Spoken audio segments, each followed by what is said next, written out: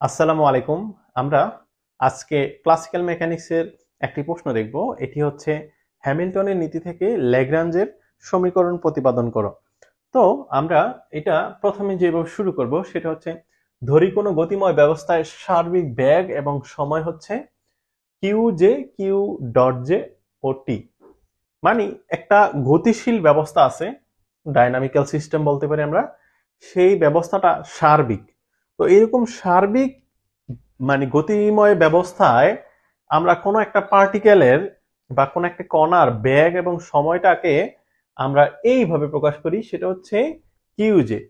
Q মানে কি? Q মানে হচ্ছে আমরা যে স্থানাঙ্কগুলো পড়ছি, কিউ জে। জে মানে হচ্ছে একটা জেতম মানে পার্টিকেলের তার একটা কোঅর্ডিনেট বা একটা অবস্থান। যেমন আমরা ম্যাথমেটিক্সে করে থাকি এক্স ওয়াই জেড। এগুলো দ্বারা আমরা কি বুঝি? যে এক একটা স্থানাঙ্ক ব্যবস্থা, যেমন আমার এখানে 3D স্থানাঙ্ক হলে এটা এক্স, এটা ওয়াই, এটা জেড। এরকম আমরা বলি না কার্তেশীয় স্থানাঙ্ক ব্যবস্থা। তো কার্তেশীয় স্থানাঙ্ক ব্যবস্থা আমরা কয়টা কল্পনা করতে পারি? 3টা ডাইমেনশন। কিন্তু সার্বিকের ক্ষেত্রে এটা মানে কি, এটা অসংখ্য ডাইমেনশন নিয়ে কাজ করতে পারে, এরকম একটা বিষয়। মানে যেটা জেনারেল এরকম একটা বিষয়। তো সেক্ষেত্রে আমরা তো আর এক্স ওয়াই জেড ইউজ করি না, সেখানে আমরা জাস্ট কিউ দিয়েই প্রকাশ করি। যেমন এই কিউ ভ্যালুটা এক্স ওয়াই জেড তিনোটা কি প্রকাশ করতে পারে, মানে এক্স ওয়াই জেড যেমন তিনোটা আলাদা আলাদা ডিরেকশনের জন্য ব্যবহৃত হইতেছে। এই কিউ হচ্ছে এই এক্স ওয়াই জেড এর মতো একটা অংশ। যদি কিউর জায়গায় ওয়ান দিই তাহলে সে ওয়ান মানে একদিকে ডিরেকশন, হয়তো এক্স এর দিকে। যখন টু দিব ওয়াই এর দিকে, থ্রি দিব জেড এর দিকে, যখন এরকম ফোর দিব ফাইভ দিব, মানে অসংখ্য যেই বিষয়গুলা। তো এইরকম যেহেতু এই কিউটাই আমাকে এক্স এর মতো নির্দেশ করতেছে, তাইলে এইটা হচ্ছে আমাদের কি, আমরা বলছি যে ব্যাগ এবং সময়ের কি সার্বিক স্থানাঙ্ক কি, মানে যে গতিময় সার্বিক ব্যাগ এবং সময়। তো ব্যাগ মানে কি? ব্যাগ মানে আমরা জানি যে ভি। ভি এটা হচ্ছে মানে সাধারণ ফিজিক্সের ভাষায় আমরা ভিটা কিভাবে পাই? এক্স বাই টি, মানে দূরত্ব বাই মানে দূরত্বকে টাইম দ্বারা ভাগ করলে আমরা ভেলোসিটি পাই। এখন আপনাকে যদি ভেলোসিটিতে আসতে হয় তাহলে প্রথমে কাকে প্রয়োজন হবে? দূরত্বকে প্রয়োজন হবে, তারপরে আপনি তাকে টাইম দ্বারা ভাগ করলে ব্যাগটা পান।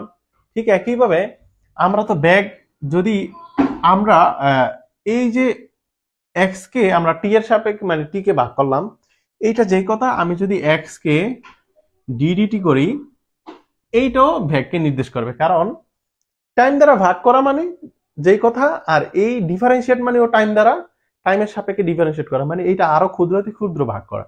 তো দুইটাই যেহেতু ভগ্নাংশকে প্রায় নির্দেশ করতেছে, তো আমরা এইটার ক্ষেত্রেও ব্যাগ বলতে পারি। কিন্তু ক্লাসিক্যাল মেকানিক্সে কিন্তু আমরা দেখেছি যে এই ব্যাগটাকে আমরা ভি দ্বারা প্রকাশ না করে ডাইরেক্ট যেই রাশিটা আমার থাকে ফাংশন হিসাবে, যেমন এখানে এক্স আছে, এক্স এর মাথায় আমরা একটা ডট দিতে পারি। এখন আমি তো বলতেছি যে আমি এক্স ওয়াই জেড এগুলো নিব না, আমি জাস্ট কিউ দ্বারা প্রকাশ করব। তাহলে এইটা ব্যাগ নির্দেশ করতে চাইলে আমার তার মাথায় ডট দিতে হবে না? ওকে, লেটস গো। তো এখন এই দেখেন কিউ যে ডট দিছে আমরা, তার মানে এইটা হচ্ছে ব্যাগ, আর এটা হচ্ছে টাইম, মানে টি বুঝাই যাচ্ছে। তো আমরা বলছি সার্বিক ব্যাগ এবং সময়। তাহলে ব্যাগ কিউ ডট জে এবং টি এই দুইটা রাশি নিলেই তো হয়। তারপরেও আমরা সামনে কিন্তু কিউ জে নিয়ে নিছি, কারণ আমি একটু আগে দেখেছি এই ভিটা পাইতে হলে আপনাকে এক্স আগের দরকার আছে। এই জন্য কিউ জে আমার প্রথমে দরকার আছে। এই কিউ জে কে টাইম দ্বারা ভাগ করলে আমরা কিউ ডট জে পাই। ওকে, আমি মনে করি এখন আপনারা এটা বুঝতে পারছেন। ওকে, তো এখন আমি সামনের দিকে যেতে চাই, সেটা হচ্ছে যে ল্যাগ্রাঞ্জ অপেক্ষক। ল্যাগ্রাঞ্জ অপেক্ষককে এল দ্বারা প্রকাশ করা হয় তার নাম অনুসারে এল। তো ল্যাগ্রাঞ্জ অপেক্ষকটা আসলে মূলত এই তিনটার সাপেক্ষেই মানে মানে এই তিনটা দিয়ে গঠিত হয়। যেমন Q J comma Q dot J comma টি, তার মানে এইটা হচ্ছে দূরত্ব, এটা হচ্ছে বেগ। আগেই বলতেছি এটা হচ্ছে দূরত্ব আর এটা হচ্ছে বেগ। তো দূরত্ব আগে, তারপরে বেগ আসবে, আর টাইমটাকে আমরা ওই পাশে রাখলাম। তাহলে এই ল্যাগ্রাঞ্জ অপেক্ষকটা, ল্যাগ্রাঞ্জের ফাংশনটা যদি এরকম হয়, এটা ল্যাগ্রাঞ্জের ফাংশন আপনার মনে রাখতে হবে। ওকে, তাহলে হ্যামিল্টনের পরিবর্তন নীতি হতে পাই। এখন হ্যামিল্টনের পরিবর্তনের একটা নীতি আছে, সেই নীতিটা আপনারা পরে থাকবেন ইতিমধ্যেই। সেটা হচ্ছে del t one t two L dt equals to zero. এটা হচ্ছে হ্যামিল্টনের পরিবর্তন নীতি। হ্যামিল্টনের পরিবর্তন নীতি এটা। এখন হ্যামিল্টনের পরিবর্তন নীতি এখানে দেখেন কি আছে, এটা হচ্ছে যে আমার ইন্টিগ্রেশন, এটা হচ্ছে ইন্টিগ্রেশন সাইন যেটা হচ্ছে T1 থেকে T2। তার মানে একটা পার্টিকেল বা একটা কণা সে ধরলাম এই অবস্থান থেকে গতিশীল হয়ে এই অবস্থানে আসছে, হ্যাঁ। তাহলে যে প্রথমে সে যেই অবস্থানে ছিল তাকে যদি আমি 1 অবস্থান, শেষ অবস্থানটাকে আমি যদি 2 অবস্থান দ্বারা চিহ্নিত করি, তাহলে আমরা বলতে পারি সে প্রথমে যখন যাত্রা শুরু করে, তার যাত্রা শুরু করার সময় তার ঘড়িতে যত টাইম ছিল সেইটাকে আমরা ধরে নিব যে টাইম হচ্ছে T1, এবং তার যাত্রা শেষ করা অবস্থায় তার টাইম ছিল T2। ওকে, যেহেতু সে 2 নাম্বার জায়গায় যায় যাত্রা শেষ করে, এই জন্য ইন্টিগ্রেশন মানে হচ্ছে এই পয়েন্ট থেকে এই পয়েন্টের মধ্যে যত তার কি হয়েছে ডাইনামিক্যাল চেঞ্জ আসছে, যত গতীয় পরিবর্তন আসছে, সবগুলোকে আমরা ইন্টিগ্রেশন করতেছি। ইন্টিগ্রেশন মানে সবগুলো একত্রে করে নেওয়া, সব তথ্যকে আমরা ইন্টিগ্রেশন করতে চাই। তাহলে আমরা যদি সময়ের সাপেক্ষে ইন্টিগ্রেশনটা নিতে চাই, তাহলে প্রথম অবস্থানের সময়টা T1 এবং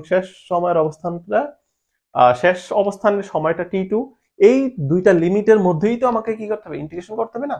এই জন্য আমরা ইন্টিগ্রেশনটা দিচ্ছি। এটা মানে আমি মানে হ্যামিল্টনের পরিবর্তন নীতিটা কি মানে এক্সপ্লেন করতেছি। এবং এই যে আমরা মাঝখানের যে পরিবর্তন মানে ডাইনামিক্যাল পরিবর্তন বা গতীয় পরিবর্তন, সেই গতীয় পরিবর্তন বা ডাইনামিক্যাল পরিবর্তনটা আমরা দেখেছি যে বিজ্ঞানী ল্যাগ্রাঞ্জ উনি খুব সুন্দর মতো এক্সপ্লেন করছে, এবং এখানে অনেক জটিলতা ছিল। তো সে এই সব সম্পূর্ণটাকে তিনি তার একটা অপেক্ষক মানে একটা ফাংশনের মাধ্যমে প্রকাশ করতে পারছে, যে ফাংশনটা হচ্ছে L equals to L of Q J, Q dot j এবং টি। এই তিনটা ফাংশনের মাধ্যমেই তিনি দেখাইছে এই মাঝখানে যত ঘটনা ঘটতেছে সবগুলা ঘটনাই এই ফাংশনের মাধ্যমে ব্যাখ্যা করা যায়। তাহলে আমরা যেহেতু সবগুলো ঘটনাকেই এই দুইটা সময় লিমিটের মধ্যে আইনা হিসাব করতে চাচ্ছি, তাহলে আমাকে কি করতে হবে, ল্যাগ্রাঞ্জ অপেক্ষককে নিতে হবে। তাহলে ল্যাগ্রাঞ্জ অপেক্ষক নিস। ওকে, এখন দেখা যাইতেছে যে আমরা এই যে ডেল নিছি বাহিরে একটা ডেল, হ্যাঁ, এটাকে মানে ডেলটা হচ্ছে যে ধরেন আমি যদি 1 অবস্থান থেকে 2 অবস্থানে সোজা এরকম স্কেলের মতো একটা দাগ দিতাম, তাহলে এই যে সোজা লাইন যেটা, এই লাইন থেকে ধরেন একটা মানুষ সে বাড়ি থেকে বাজারে যাচ্ছে, এটা হচ্ছে বাড়ি, এটা হচ্ছে তার বাজার, হ্যাঁ। তো একজন ব্যক্তি সে বাড়ি থেকে বাজারে যাচ্ছে। এখন তার বাড়ি থেকে বাজারে যেতে হলে দেখা যায় যে অনেক সময় রাস্তা কিন্তু সহজ মানে সোজা থাকে না, অনেক সময় একটু বাঁকা যায়, তারপরে এইভাবে যায়, তারপরে বাজার যায়। তো আমরা বাড়ি থেকে বাজারের দিকে কল্পনার মতো একটা রেখা টানলাম। এখন লোকটা সে বাজারে যাইতেছে, হয়তো তার রাস্তা এরকম বাঁকা ছিল, এরকম ছিল, এই যে এরকম বাঁকা মানে বাজারে যাওয়ার ক্ষেত্রে রাস্তাটা এরকম বাঁকা।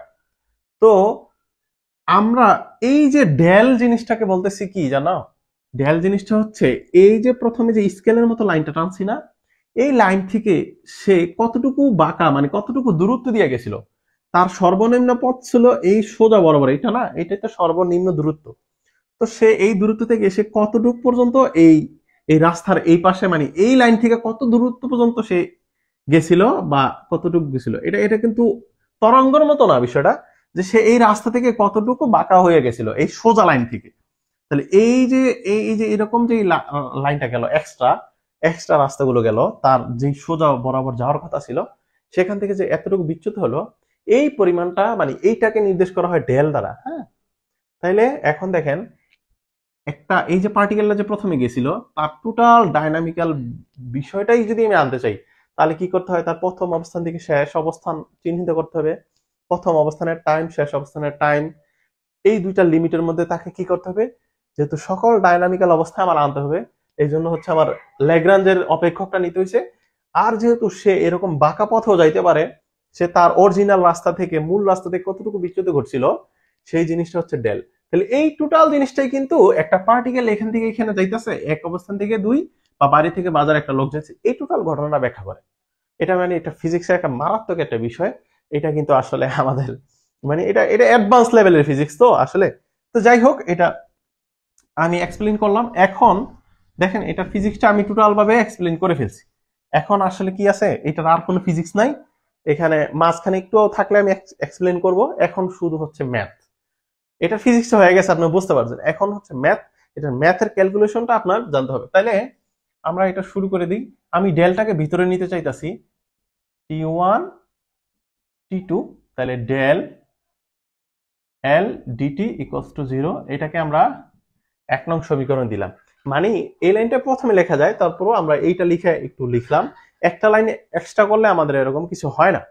এখন আমরা যেহেতু এতটুকু করছি, তো এই 1 নং সমীকরণের মধ্যে তাকাইলে আমরা দেখতে পাইতেছি এখানে ডেল আছে, ইন্টিগ্রেশন সাইন আছে যেটা t1 থেকে t2 লিমিটের, তারপরে এটা হচ্ছে এই যে ডিটি হচ্ছে ইন্টিগ্রেশনের যে তার অপারেটরটা, যে ইন্টিগ্রেশন অপারেটর তারই এটা এটা একটা মান, এটা আসলে এক্সট্রা কিছু না, এটা ইন্টিগ্রেশন সাইনের মধ্যেই পড়ে।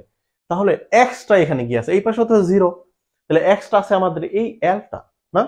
তো দেখেন এটা তো ইন্টিগ্রেশন সাইন, এটা হচ্ছে ডেল, একটু আগে আমি বললাম যে এটা হচ্ছে ওই যে আমাদের রাস্তা আঁকাবাঁকা রাস্তার বিষয়টা, আর এসে ডিটি, তার মানে আমার আছে কিন্তু আসলে এই যে ডেল এবং এল, এই যে মাঝখানের যে দুইটা রাশি, এই দুইটা, তার মানে মূলত হচ্ছে আমার এখানে এইটার তো মান আমার কাছে নাই হাতে, কিন্তু এই এল এর মান কিন্তু আমার কাছে আছে।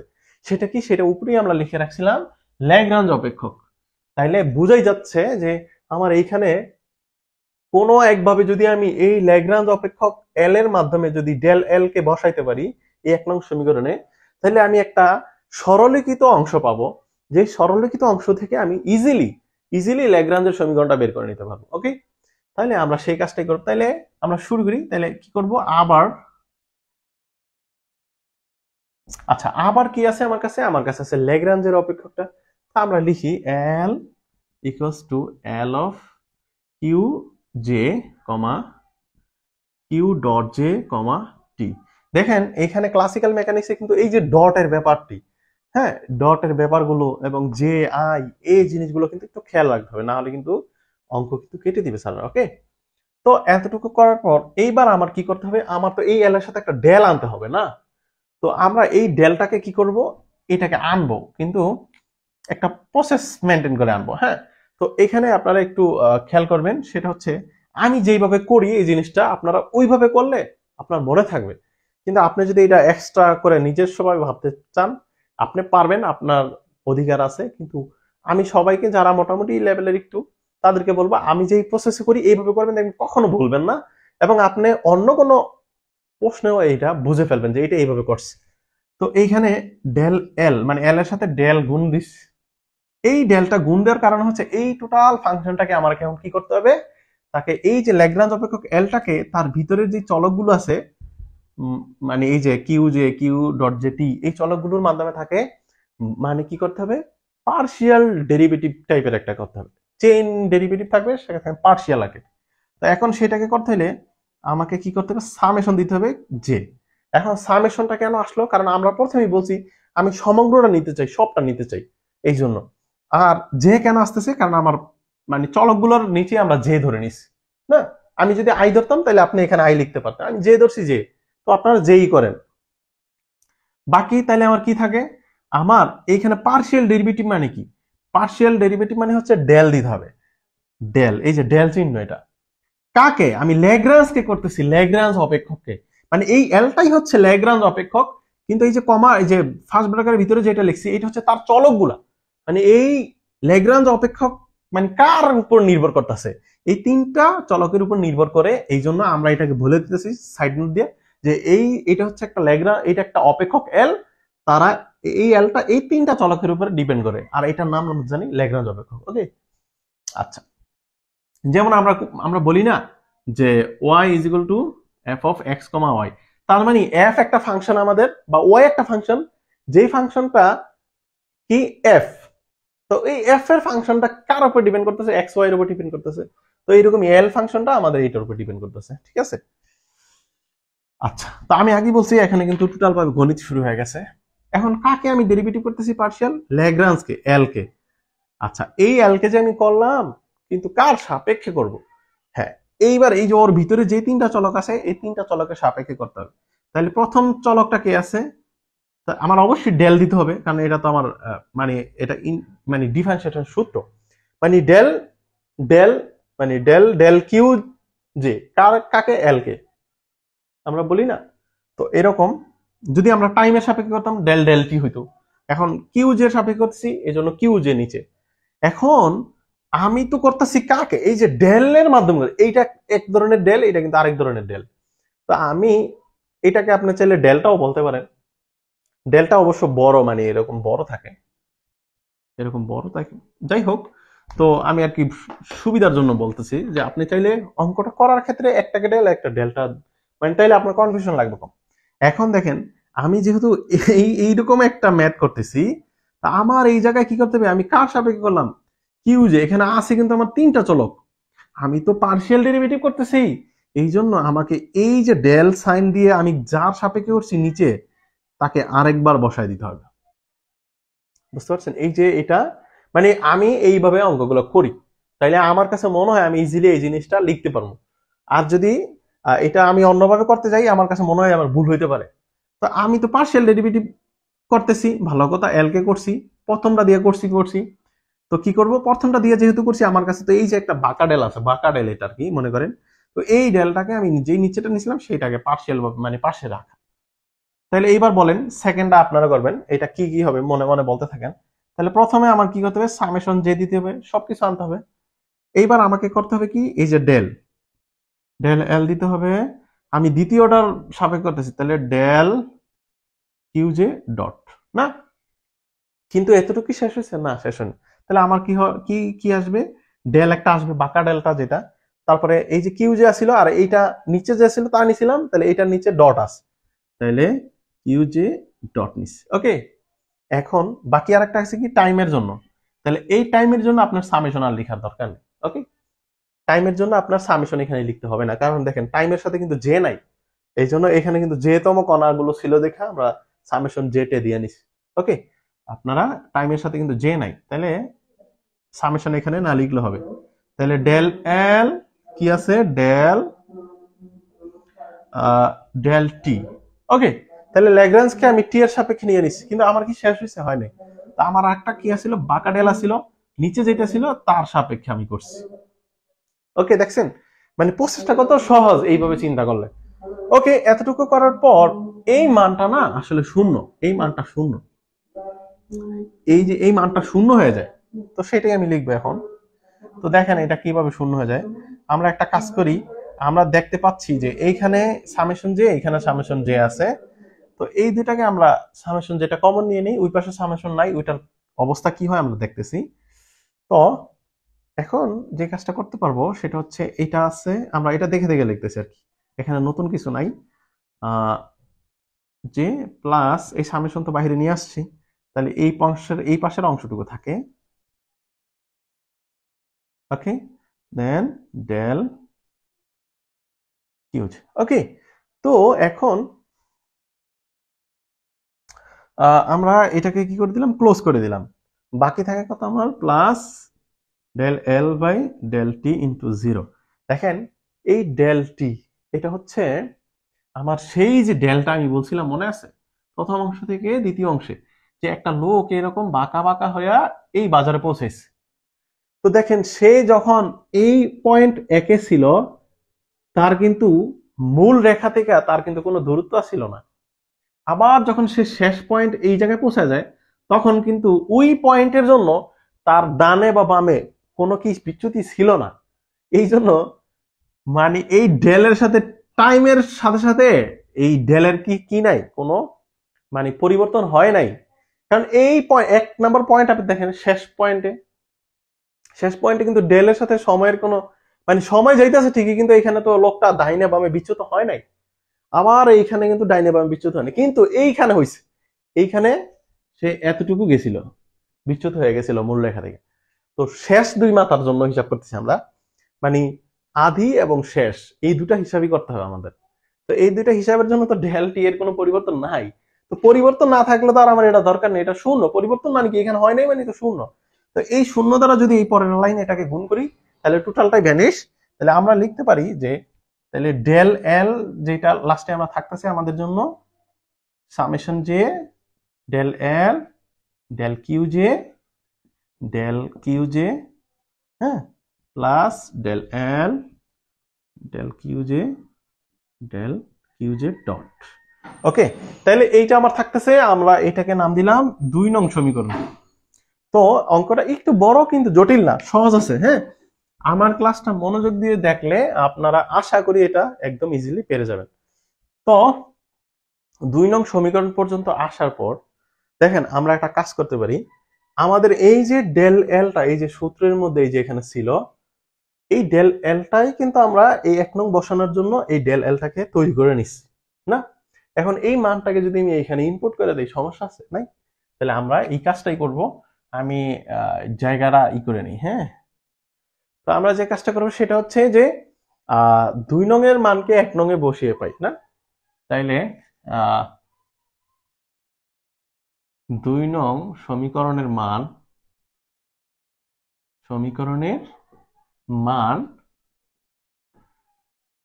1 নং এ বসিয়ে পাই। আচ্ছা, 1 নং এ বসিয়ে পাই। তো দেখুন 2 নং এর যে মানটা ছিল এই টোটালটা দেখে দেখে আপনি এই জায়গায় বসাইবেন, মানে এই জায়গায় বলতে নতুন আর কি লিখবেন। তাহলে t1 থেকে t2 ইন্টিগ্রেশন সাইন দিয়ে দিলাম। দেন আমার কি আছে, এই যে এই মানটা আছে টোটালটা দেখে দেখে আমরা লিখে দিব summation J del L del Q j plus del L del Q dot, এখানে ডট হবে, হ্যাঁ পিছনেরটা, del Q dot J. Okay, আমি কিন্তু এটা দেখে দেখে লিখে দিলাম। বাকি আমার কি আছে, ডিটি আছে। হ্যাঁ, এটা হয়তো বোঝা যাইতেছে না, ডিটি। তো ডিটিটা বসাই দিই।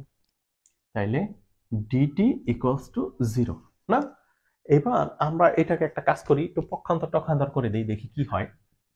তো সামেশন t1 থেকে t2, আমি যদি এখানে দুইটা পার্ট দেখেছেন, এই যে মানে সামেশন জে এবং পিছনের এই সামেশন জে, এখানে দুইটা পার্ট। হ্যাঁ, তো আমরা একটা কাজ করি, এই দুইটা পার্টকে এই ইন্টিগ্রেশন আর ডিটি দ্বারা দুইটাকে সেপারেট করে নিই। হ্যাঁ, তাহলে summation J del L del Q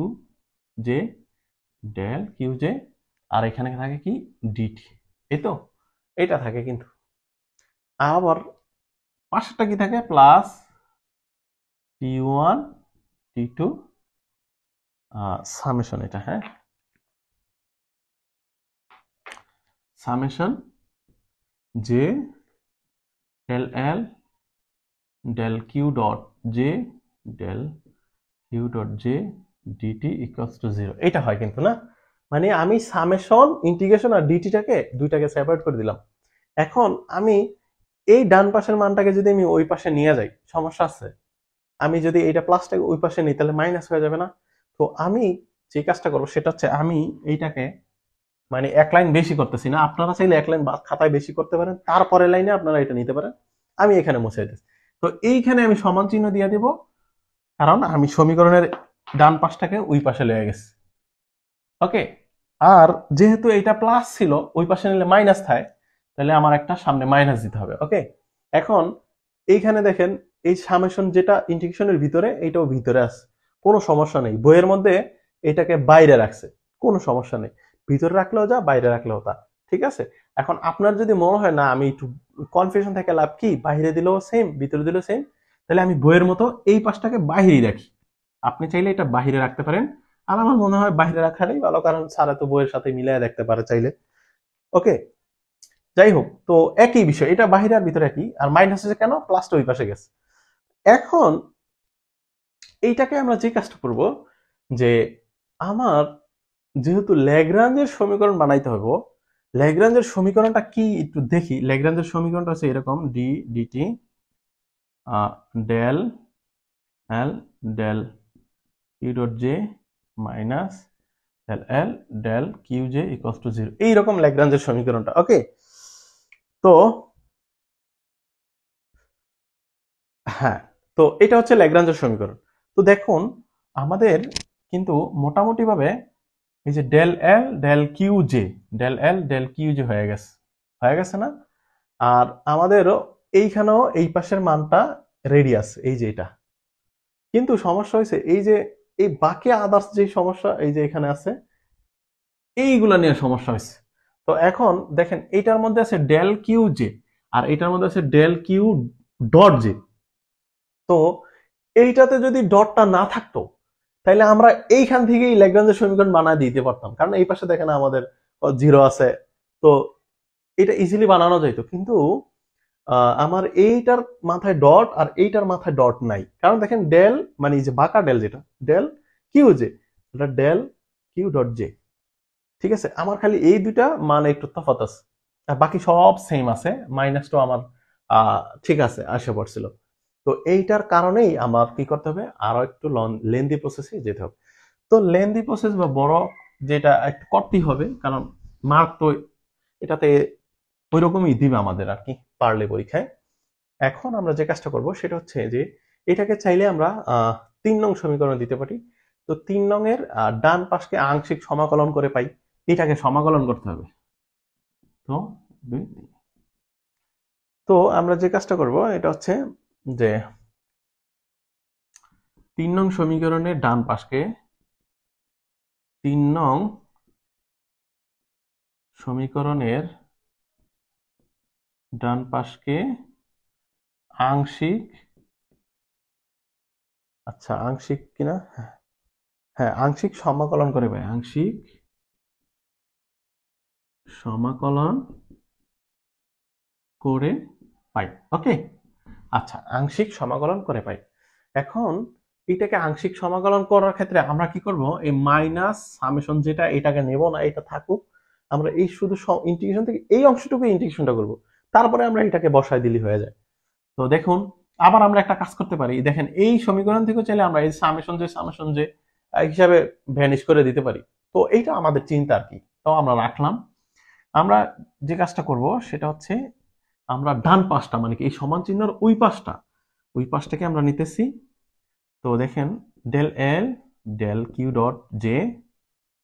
ওকে, এইগুলো একটু কেয়ারফুলি দিবেন। হ্যাঁ, আমার এখানে মার্কার, তো এটা খাতায় খুব সুন্দর মতো ডট যেটা এটা যাতে বোঝা যায়। হ্যাঁ, ডট দিয়ে এই যে অনেকে এরকম একটা ফোঁটা দিয়ে চলে যায় না, আপনি ডটটা দিয়ে একটু সুন্দর করে একটু গাঢ় করে দিবেন খাতায়, মানে বল পেন দ্বারা। তো এখন আমরা যে কাজটা করতেছি সেটা হচ্ছে এই পাশের অংশটা নিতেছিলাম কিউ জে ডিটি, এইটাকে আমি কি করতে চাই, যে আংশিক সমাকলন করতে চাই। তো আংশিক সমাকলন করার ক্ষেত্রে আমার কিন্তু এই মানটাকে একটু কি করে নিতে হবে, একটু সিম্পলিফাই করে নিতে হবে। তো আমরা একটা কাজ করি, মানটাকে সিম্পলিফাই করে নেই। ঠিক আছে, তাহলে দেখেন del L del Q dot j. আচ্ছা, এবার এইটা কি, এটা দেখেন আমি বলছি ক্লাসে পূর্বেই যে ক্লাসিক্যাল মেকানিক্সে একবার ডেরিভেটিভকে ওরা একটা ফোড়ার মাধ্যমে প্রকাশ করে। তার মানে এইটার মাথায় ফোড়া মানে কি, এটাকে ডেরিভেটিভ করা হয়েছিল দেখেই এটা ফোঁটা দেওয়া আছে। এখন আমি যদি ফোঁটাটা দিতে না চাই তাহলে আমার কি করতে হবে, ডেরিভেটিভ আকারে লিখতে হবে। যেমন আমি বলতে পারি যে ডি ডিডিটি অফ এক্স, এইটা কেউ যদি বলে যে ভাই আমি এইটা লিখতে চাই, আর কেউ যদি বলে না আমি এইটা লিখতে চাই, তো কে সঠিক? উভয়ই সঠিক। তো আমার এখন মানটা আছে ফোড়া আকারে, তো আমি চাইতেছি না ফোড়ার মতো, আমি চাইতেছি এরকম ডেরিভেটিভ আকারে নিয়ে নিতে। তাইলে আমি এটাকে ডেরিভেটিভ আকারে যদি নিই তাহলে ডি ডিটি বাঁকা ডেল কিউ জে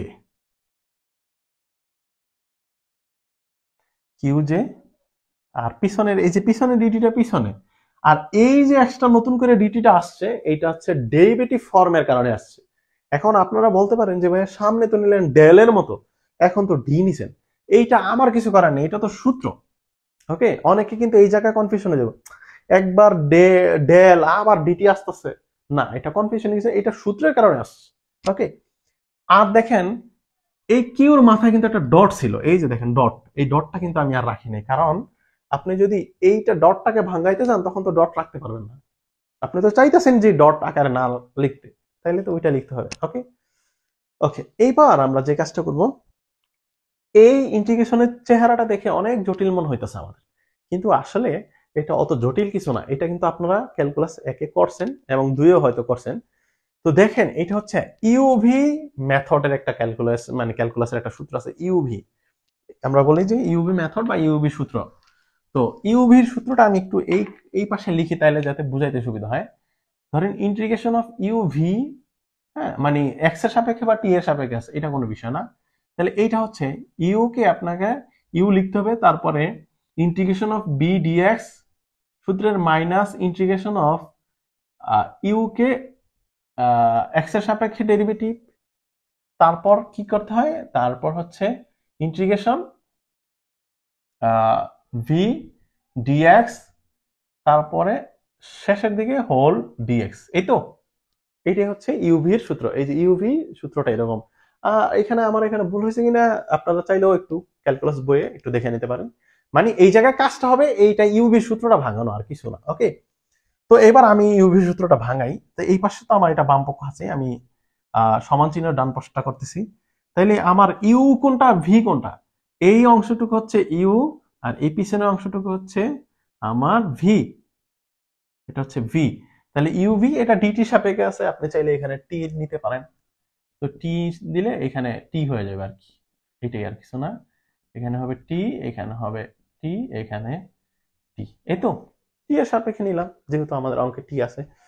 এখন ইউ কে রাইখা দিয়া, এই যে ইউ কে রেখে এইরকম থাকলে ইউ কে রেখে দিতে হবে। ইউ কে, ইউ মানে কোনটা, এই যে ডেল এল, তো del L del Q dot j, এটাকে রেখে দিলাম। তারপরে কি করতে হবে, ইন্টিগ্রেশন করতে হবে কাকে, ভি কে। এখন দেখেন ভি রাশিটার মধ্যে কি আছে, ভি রাশিটার মধ্যে অলরেডি একটা ডিফারেন্সিয়েট আগেই আছে। এখন এই ডিফারেন্সিয়েট কি তো মানটাকে যদি আমি ইন্টিগ্রেশন করি তাহলে কি হবে, শুধু আগের ভ্যালুটাই থেকে যাবে। যেমন আমার কাছে আছে এক্স স্কোয়ার, আমি এক্স স্কোয়ারকে যদি ডিফারেন্সিয়েট করি তাহলে কি হয়, এক্স এর সাপেক্ষে যদি করতাম তাহলে এটা হবে 2x। তাহলে এই 2x টা কি, আসলে এক্স স্কোয়ারের ডিফারেন্সিয়েট রূপ। এবার যদি আমি এই 2x কে ইন্টিগ্রেশন করি, তাহলে এটাকে যদি ইন্টিগ্রেশন করি x এর সাপেক্ষে, তাহলে 2 ধ্রুব রাশির সামনে এসে পড়লো, x এর পাওয়ার কিছু নাই মানে 1 আছে। তাহলে সূত্র হচ্ছে পাওয়ারের সাথে 1 যোগ হয়, তাহলে 1 আছে আর 1 যোগ হইলো, আর পাওয়ার যেই যোগটা ছিল সেটা নিচে বসে যায়। তাহলে 2 into x square divided by 2, 2 কাটা এক্স স্কোয়ার। তার মানে এক্স স্কোয়ারকে ডিফারেন্সিয়েট করলে যেই রেজাল্ট আসে, সেই রেজাল্টকে আবার ইন্টিগ্রেশন করলে সেই এক্স স্কোয়ারই ফিরে আসে, সেই এক্স স্কোয়ারটাই ফিরে আসে। তার মানে বুঝা যাইতেছে যে আমাদের এই যে ডেল কিউ জে, এই রাশিটা আমার কি আছে, ডিফারেন্সিয়েট রূপে আছে। আমি যদি ইন্টিগ্রেশন করি তাহলে কি হবে, সে আগের রূপে ফিরে যাবে না। তো এখন আমরা এইটাকে ইন্টিগ্রেশন করলে আসলে শুধু ডেল কিউ জেই থেকে যায়। তো আমরা একটা কাজ করি, ডেল কিউ জে বসাই দিলাম। ওকে, এখন আপনি যদি এটা নাও বোঝেন তারপর আপনি এই অংশটুকু কি করেন, ইন্টিগ্রেশন করেন, দেখেন মিলে কি না। হ্যাঁ, ক্লাসটা বড় হইতাছে কিন্তু প্রশ্ন কিন্তু কঠিন না। D DT del Q j এটা ছিল, এখন এইটা ছিল, এখন এইটাকে আবার ইন্টিগ্রেশন করেন। তো কি, এই যে এই যে ইন্টিগ্রেশনের যে চিহ্ন আর এই ডিফারেন্সিয়েট, এটা তো বাদ, উভয় উভয়কে বাদ করে দেয়। দেখেন এই যে ডিটি ডিটি বাদ, তাহলে আর কিছু তো থাকে না। মানে এইটাই আমি বলতে চাইতেছি। আমরা জানি যে ইন্টিগ্রেশন আর ডিফারেন্সিয়েশন একে অপরের বিপরীত না, তো সেটা চলে গেল। এখন আমার তো এতটুকুর কাজ শেষ, কিন্তু দেখেন আমার কিন্তু লিমিট আছিল ইন্টিগ্রেশনের মধ্যে টি ওয়ান থেকে টি টু। তাহলে আমি এই লিমিটটা এইখানে বসায় দিই, টি ওয়ান থেকে টি টু। দেখেন লিমিটটা আমি বসাইছি একটা দাগ দিয়া। তো আমি এই অংশটুকু মুছে দিই, ইউ এবং ভি। আশা করি এখন আপনারা ধরতে পারবেন কোনটা ইউ কোনটা ভি। এই যে একটা লম্বা দাগ টানে দিলাম, এই দাগটা আসলে মূলত লিমিটকে নির্দেশ করে। ক্যালকুলাস 2 এ সম্ভবত এরকম আপনারা দেখবেন। হ্যাঁ, অনেক সময় থার্ড ব্র্যাকেট দ্বারা আমরা লিমিট বসাই, থার্ড ব্র্যাকেট দ্বারা লিমিট বসানো যায়, অথবা একটা দাগ দিয়েও লিমিট বসানো যায়। হ্যাঁ, এটা আপনারা যদি না জানতেন এখন জেনে নিলেন, আর যারা আগে জানতেন তাদের তো আরো ভালো আর কি। তো লিমিটটা বসাই দিলাম। এইবার সূত্রের মাইনাস আসবে, কারণ এটা তো আমরা ইউভি সূত্র করতেছি, সূত্রের মাইনাস। এখন মাইনাস দেওয়ার পর আমার কি করতে হবে, একটা ইন্টিগ্রেশন চিহ্ন দিতে হবে। যেই ইন্টিগ্রেশন চিহ্নটা হচ্ছে মেইন ইন্টিগ্রেশন চিহ্ন, মানে এই যে এই আচ্ছা, এটাকে আমি যদি এটা কাজ করি 1 2 দিয়ে দিই, তাহলে এই যে 1 2, তার মানে কি এই মেইন ইন্টিগ্রেশন চিহ্নটা আছে এই মাঝখানে। তো মেইন ইন্টিগ্রেশন চিহ্ন মানে কি, আবার টি ওয়ান থেকে টি টু দিতে হবে আমাকে, টি ওয়ান থেকে টি টু।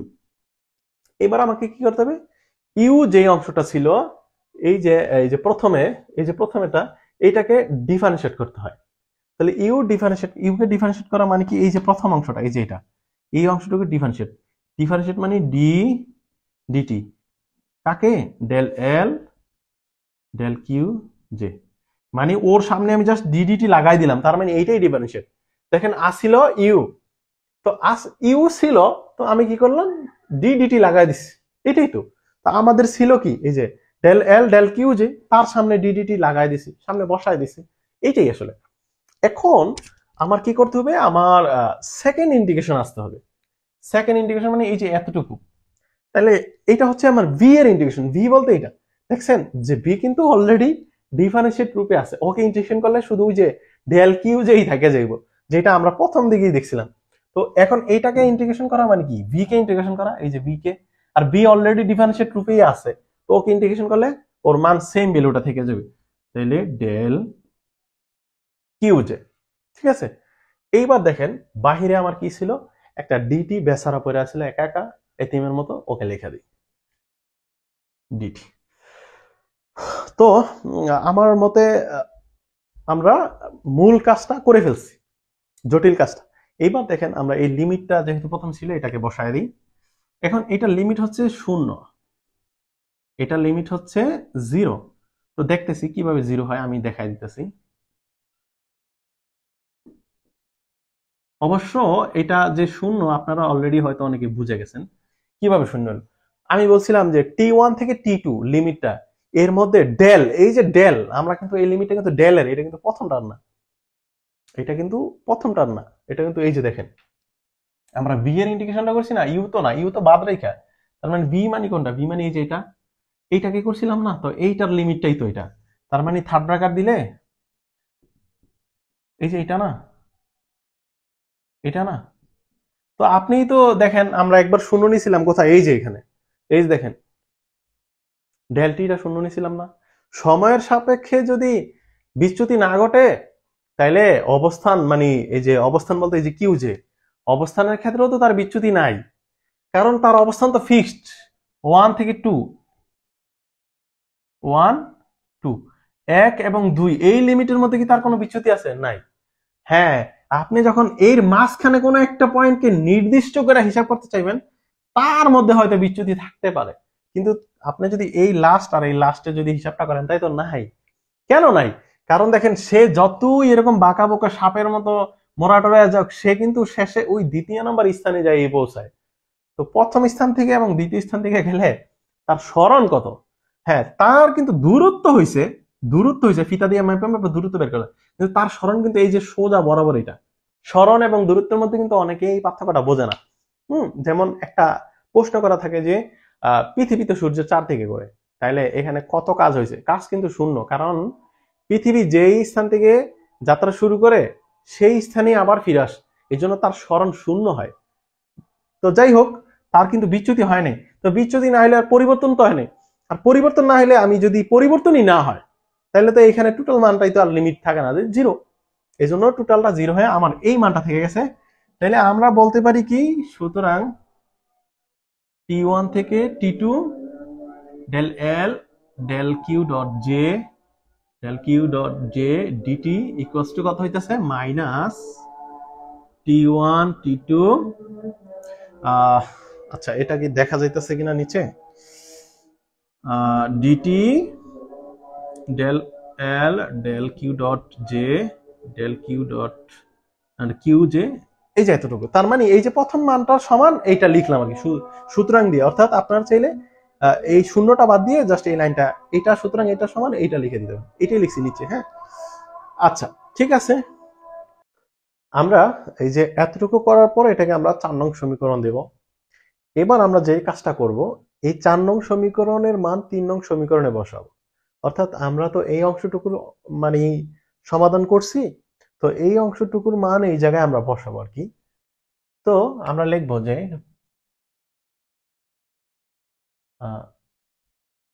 4 নং সমীকরণের মান, 4 নং সমীকরণের মান 3 নং-এ বসিয়ে পাই, ওকে। তাহলে আমাদের 3 নংটা যেটা ছিল সেটা আমরা দেখে দেখে লিখি। প্রথমটুকু ইন্টিগ্রেশন T1 থেকে T2 summation J del L del Q j del Q J dt equals to minus, আচ্ছা, সামেশন জে। ওকে, তো এই যে মাইনাস সামেশন জে এতটুকু আমি লিখলাম। তো দেখুন, মাইনাস সামেশন জে বাদ দিলে যে অংশটুকু থাকে আমরা ততটুকুই অংশ করছি এখানে ইউবি মেথড। এখন এই মাইনাস তো আমি বাদ দিয়ে নিছি, তো মাইনাস অংশ বাদ দেওয়ার পরেও আমাদের এই রেজাল্টে মাইনাস আসছে। তাহলে এই মাইনাস মানে এই বাইরের মাইনাস আর এই ভিতরেটুকু কারণে যে মাইনাস আসছে এটা কি হয়ে যাবে, টোটাল এখন পজিটিভ হয়ে যাবে। তাহলে আমরা বলতে পারি যে এই ইন্টিগ্রেশন অংশটুকু করার পর যে ফলাফল আসছে সেটার মাইনাস আর এটার মাইনাস, মাইনাসে মাইনাসে কি হয়ে যায়, প্লাস হয়ে যায়। তাহলে আমরা এখানে আর মাইনাসটা দিব না। তাহলে বাকি কি থাকে, এতটুকুর পরিবর্তে আমার নিচে যা আছে সেই মানটাই আমি লিখবো। তাহলে টি1 থেকে টি2 কি হয়, D DT del L del Q J dot del Q J DT. Okay, তো এবার একটু আপনারা একটু লক্ষ্য করুন, আমরা এই 3 নং সমীকরণ থেকে কেন আমরা অ্যান্সারটা বের করতে পারি নাই, এর কারণ ছিল যে ডেল কিউ জে এর মাথায় কি নাই, ফোঁটা নাই, কিন্তু এটার মাথায় ফোঁটা আছে। তাহলে দুইটা দুই রকমের। এই জন্য আমরা কি করছি, এই ফোঁটা যেটা এটাকে ভাঙা, মানে আমরা কি করছি এই ফোঁটাটাকে ভেঙে ফোঁটা বিহীন একটা রাশিতে পরিণত করছি। সেই রাশিটা ছিল এই যে ডেল কিউ জে, এখানে ফোঁটা নাই। এইবার দেখেন এইটার মধ্যেও ফোঁটা নেই, এটার মধ্যেও ফোঁটা নেই, তাইলে কি এইবার এখান থেকে আমরা কাজটা করতে পারবো। তাহলে এখান থেকে আমরা যে কাজটা করব সেটা হচ্ছে এইখানের ইন্টিগ্রেশন সাইন, এখানের ইন্টিগ্রেশন সাইন যেটা একই রকমের। এবার dt dt same, summation j same, তাহলে উভয় পক্ষে সেম জিনিসই আছে। এবং দেখা যাইতেছে ডেল কিউ জে, এই ডেল কিউ জেও পর্যন্ত সেম হয়ে গেছে। তাহলে আমরা বলবো যে অবাধ অবাধ পরিবর্তনে অবাধ পরিবর্তন ডেল কিউ জে, এই যে ডেল কিউ জে যেটা এই অংশটার জন্য অবাধ পরিবর্তন মানে, অবাধ মানে হচ্ছে বাধাহীন। তো বাধাহীন পরিবর্তনের জন্য আমরা এই যে ডেল কিউ এর জন্য কি করব, এর জন্য পাই, এর জন্য কি পাই, এই সামেশন চিহ্ন, ইন্টিগ্রেশন চিহ্ন, এই ডি কিউ ডিটি এটি সব বাদ দিয়ে যা থাকবে তা, del L del Q j প্রথমে এই অংশটুকু আর এই পাশ থেকে এই যে এতটুকু equals to d DT del L del Q dot j, এই অংশটুকু না। এবার আমি যদি এই অংশটুকুকে ওই পাশে নিয়ে যাই তাহলে এইটার পরে মাইনাস এই অংশটুকু হবে আর এই পাশে জিরো থাকবে। তো আমি এটাকে একদম সাজায় লিখে দিই। সুতরাং d DT del L del Q dot j minus এই অংশটা ওই পাশে গেলে minus minus del L del Q j. তো এই পাশের জিরোটাকে সমান চিহ্ন দিয়ে আমি এই পাশে লিখে দিলাম, একই বিষয়। তো এইটাই হচ্ছে আমাদের ল্যাগ্রাঞ্জের সমীকরণ। তাহলে এটাই হলো ল্যাগ্রাঞ্জের সমীকরণ। হ্যাঁ, সমীকরণ।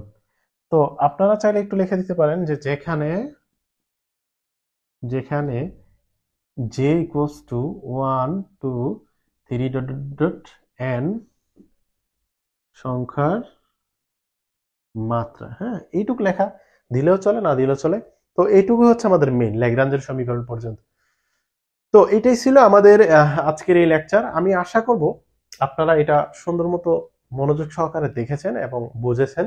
এটা মিনিমাম 5 বার করবেন, এটা সাথে সাথেই 5 বার করে নেবেন, তাহলে আপনি এইটা একদম পানির মতো পারবেন এবং আপনার মনে হবে আপনি পরীক্ষায় আসলে এটাই প্রথম অ্যান্সার করবেন, এরকম সহজ লাগবে। প্রথমে হয়তো কঠিন লাগবে, কিন্তু এটা 4-5 বার করার পরে আপনার কাছে একদম পানির মতো সহজ হয়ে যাবে। ওকে, তাহলে আজকে এই পর্যন্তই। পরবর্তীতে আপনাদের সাথে দেখা হবে। সে পর্যন্ত সবাই ভালো থাকেন, সুস্থ থাকেন।